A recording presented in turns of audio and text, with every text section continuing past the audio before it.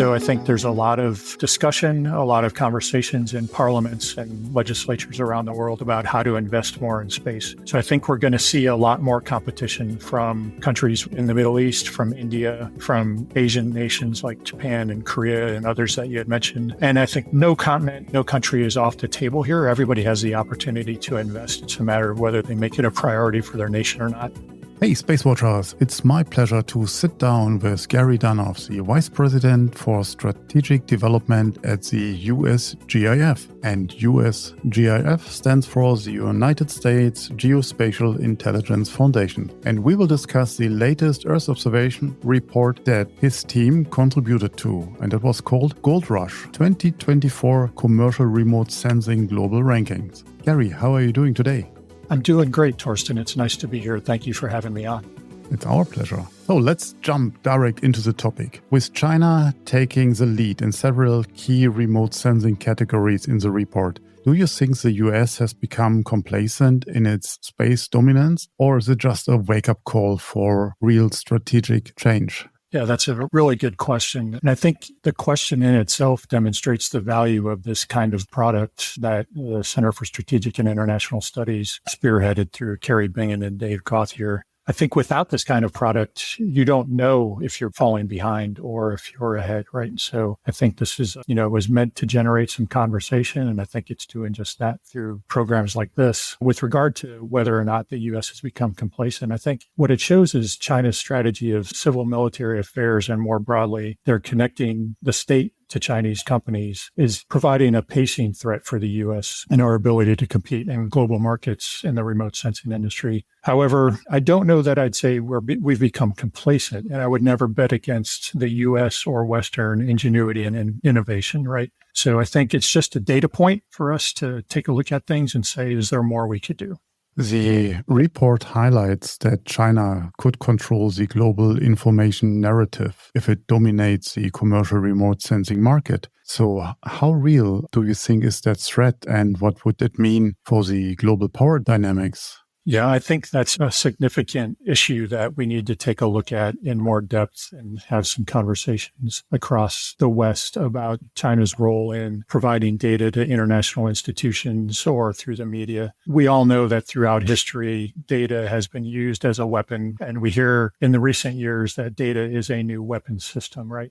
So I think the ability to collect the kind of data and the amounts of data that China can via what was depicted in the report provides them the opportunity to have an outsized influence. And we need to make sure we're balancing that influence with what we consider to be trusted data and valid sources of data. So I look at things like China's effort to volunteer to lead some data programs at the United Nations on what seem like very benign issues that I think could be, in the long run, used for malicious purposes. I'm not saying that's their intent. I'm just saying that the opportunity is right.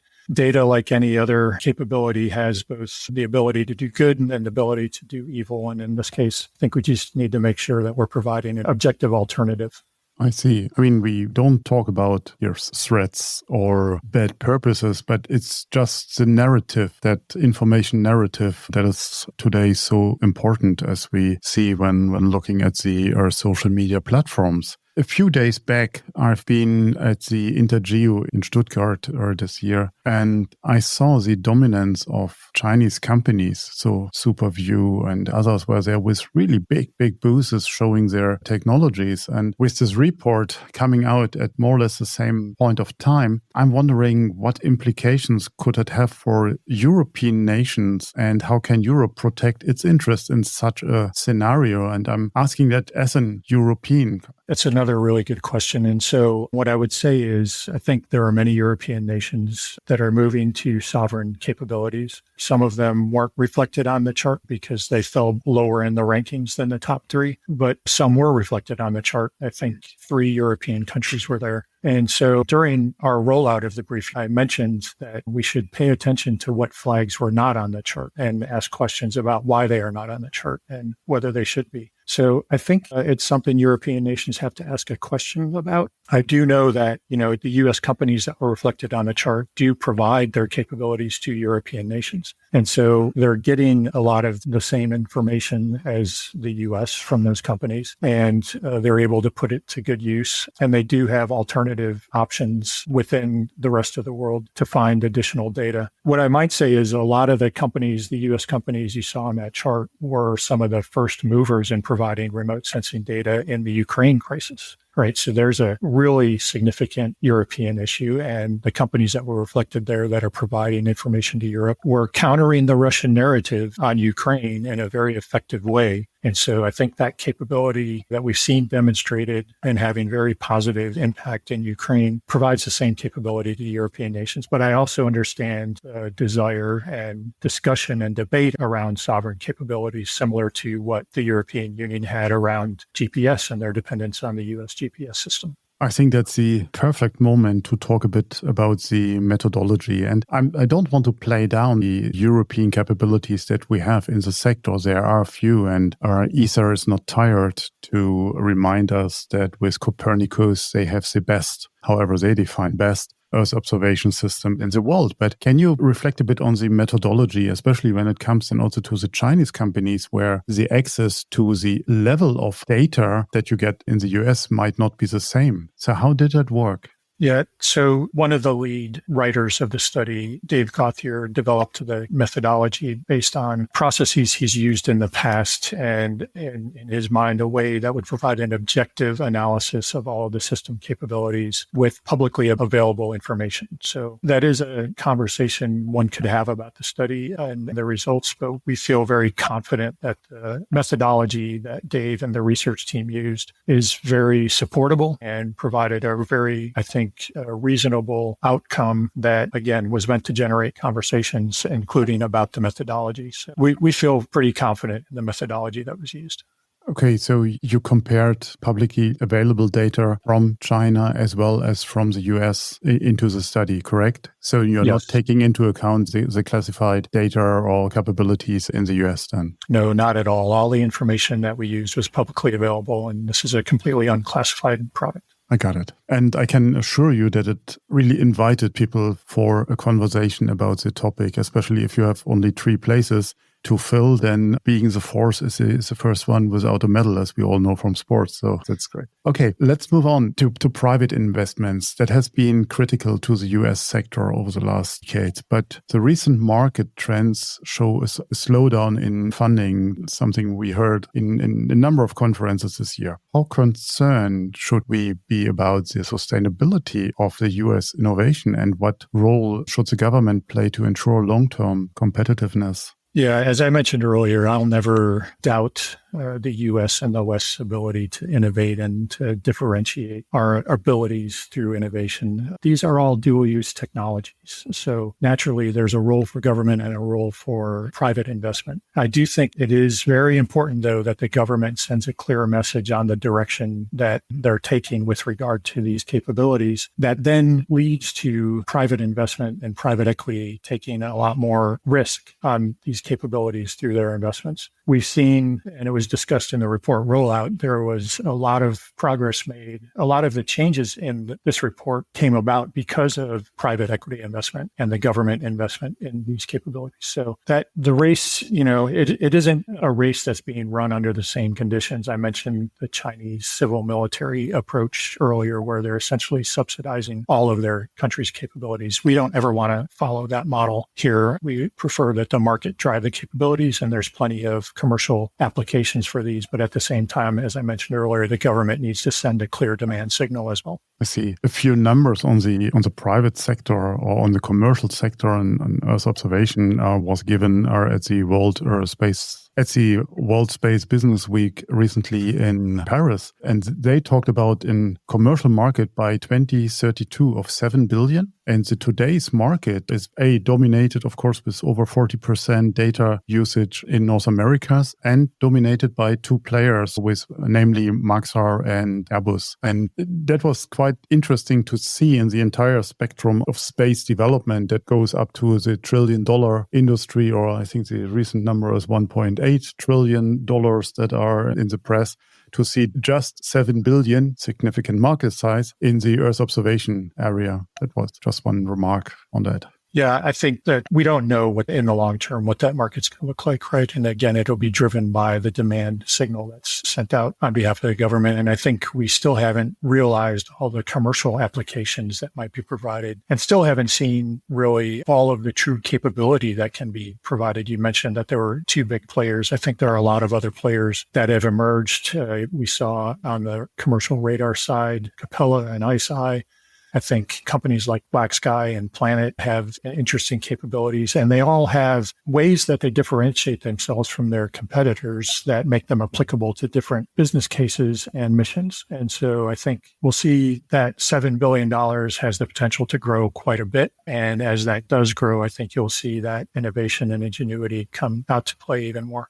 I think I'd like to shift gears a bit here towards what the USGIF is doing. You, the organization, is very much involved in the education and innovation area, in the especially geospatial. Maybe you can highlight a few of these current initiatives that going alongside with education or innovation to our listeners. Thank you. Yeah, and we are trying to expand our thought leadership across the community. And so this report and the opportunity CSI has provided us to contribute to this is one example of that. And we're also working across the government and industry and academia to find ways to generate more candid conversations about how those three entities can work together to find solutions and applications for remote sensing, GEOINT technologies and capabilities. I think there's a lot of opportunity there to have more frank discussions that drive more integration of commercial capabilities. We have several working groups that look at, for example, what's the future of the GEOINT tradecraft when applying AI and ML capabilities with the advancements being made in high performance computing, and how do we mesh those things together to create even better outcomes than we have now. And of course, we have a very strong focus on the workforce and the future workforce. So we work with a lot of universities, not just in the US, but including some international universities, to accredit programs and help them make sure that the curriculum their students are receiving is moving in the right direction for the future and that innovation that we're looking for. So a lot of things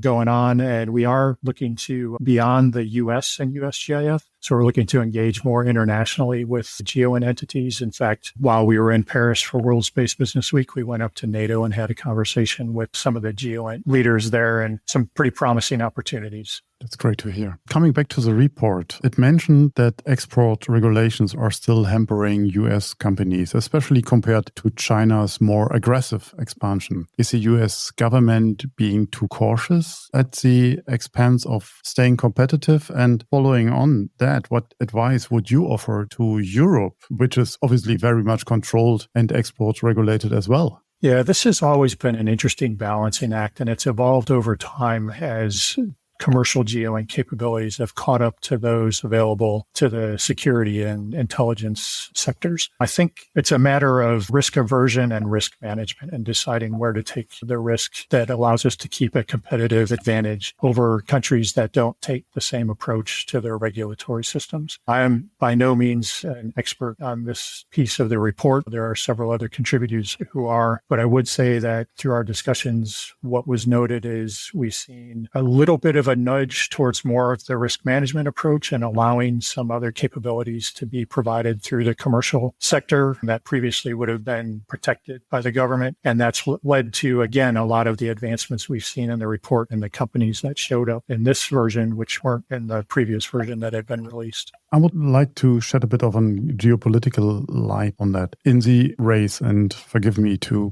call it a race between the US and China, we see other countries like Finland and South Korea, both US or Western allies, stepping onto the podium. So is there a real possibility for a third player disrupting the US-China duopoly, and how would that shake up things?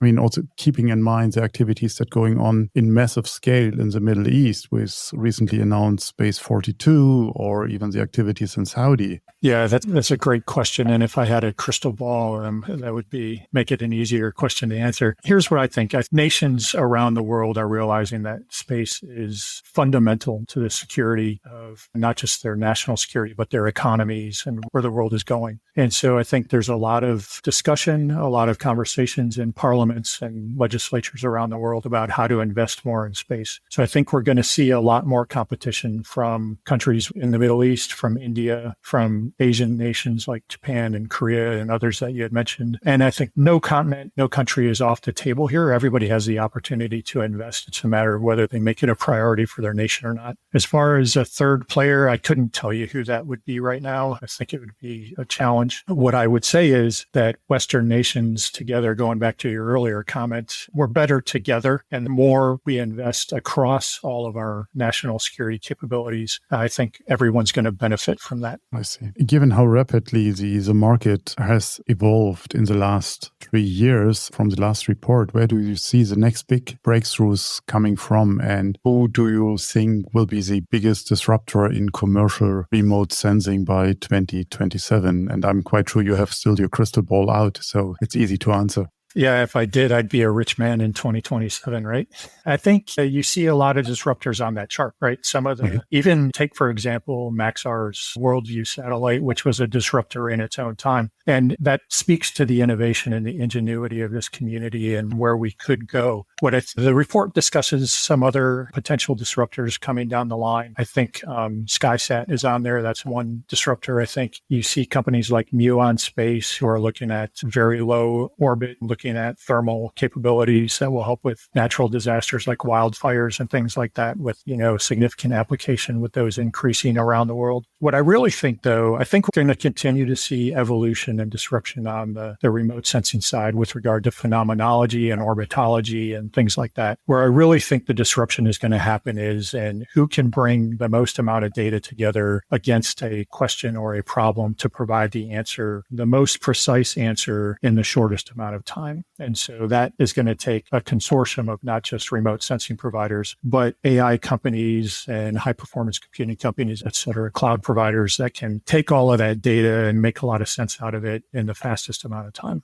So what kind of scenario do you have in mind if you describe it that way? What could it be to bring that all together? Well, from a national security perspective, right, you need to know what's going on around the world faster than your adversary, right? So I think being able to see any spot on the globe at any time you can, so whether that's actual persistence or what I'd call synthetic persistence using different sensors from different constellations, providing the data in a coherent way, I think that's going to help from a national security perspective. I think the same thing is true on the economic side. When you use remote sensing to make economic decisions, whether it's parking lot occupancy in a shopping mall or shipping lane traffic and other economic indicators. You see on Wall Street, right, microseconds make a difference in making decisions that could cost a lot of money. I think this feeds that cycle. So should we take the human out of the loop then for decisions because we are too slow? As a former analysis leader in national security, I constantly say we should never take the human out of the loop. It's got to be a machine-human teaming in a way that makes the most advantage of that machine's speed, but the human's experience and their exposure to the context over time that might make the data drive a different decision than the machine would look at without all that experience and context. I see. Okay. One of the most in aspects of the report is how it reflects larger geopolitical tensions. Do you believe that the US government truly understands the strategic implications of this space race, especially in the current election campaign, or is it still playing catch up? And again, we talk about the commercial data set here, not the classified ones. I think when you look at the chart and the results, it's easy to draw the conclusion that maybe we have become complacent. What I would say is I think we've had to make priority decisions based on the different conflicts and challenges that have been happening around the world. And I think there is a solid understanding of the value of space and the need for space, including remote sensing for national security objectives and for the prosperity of the world overall. I think you'll see more investment in this area going forward as we continue to draw lessons learned from conflicts around the world, but also lessons learned from reports like this that help us, provide a yardstick of where we stand currently and generate conversations about, is this where we want to be? Do we need to do more? How can we advance to make sure that in this era of global competition where we don't have time to waste, we're making the investments today that will help us stay ahead of our adversaries. I see. Last question. So if you had the power to change one US policy today that would immediately impact the country's competitive edge in commercial remote sensing, what would it be and why is that so urgent? So I'll answer in two ways. First, and I think this is one of the key points of this report that needs to be influenced. I wouldn't change any of the current policy we have. In fact, I would probably consolidate the policies we have because it sends a bit of a confusing message. What I would focus on is better implementation of the current policies that we have. So, for example, if the government were going to spend money on new systems or new capabilities that provide the same capabilities that exist in the commercial market today, if I were in Congress and I had the power to do this, I would not allow another dollar to be spent on a new system until money was spent to integrate the existing commercial capabilities into the standard workflows of analysts, operators, and targeteers in a way that makes it as an equivalent and complementary capability to what the government currently provides, as opposed to a one-off or a bolt-on capability, which is not as effective as being fully integrated into those standard workflows. The other point I'd make on policy is I think we need to have a conversation about not policy per se, but the law. And I think there are some questions that we haven't had to answer to this point with regard to remote sensing, with regard to privacy and civil liberties that maybe some of the other disciplines in the national security arena have had to wrestle with, that because of the capabilities becoming better and better, those conversations are becoming more necessary. And I think we need to get ahead of those. So having conversations about how 30 centimeter, 10 centimeter SAR imaging can see things around the planet might be impacted by privacy and civil liberty concerns needs to be discussed. It's interesting that you mentioned that. Thank you for that. A few weeks back, we had Kevin Pomfret in our show and talking exactly about the law side and the integration into the geopolitical sphere. So thanks for bringing that up. Gary Dunow, thank you very much for your time. It was a great pleasure having you here on the show, and we are looking forward to hear much more from you in the future. Thank you. Thank you, Torsten. I really appreciate it. If you have further questions, reach out to us at radio@SpaceWatch.Global. If you like these or other episodes of Space Café Radio, leave us a rating on your preferred podcast platform. It is the currency of today. And if you want to stay on the pulse of the space industry, please visit our website at www.SpaceWatch.Global and subscribe to our newsletters. And of course, don't forget to become a Space Watcher. I'm Torsten Triening, publisher at SpaceWatch.Global, your independent perspective on space.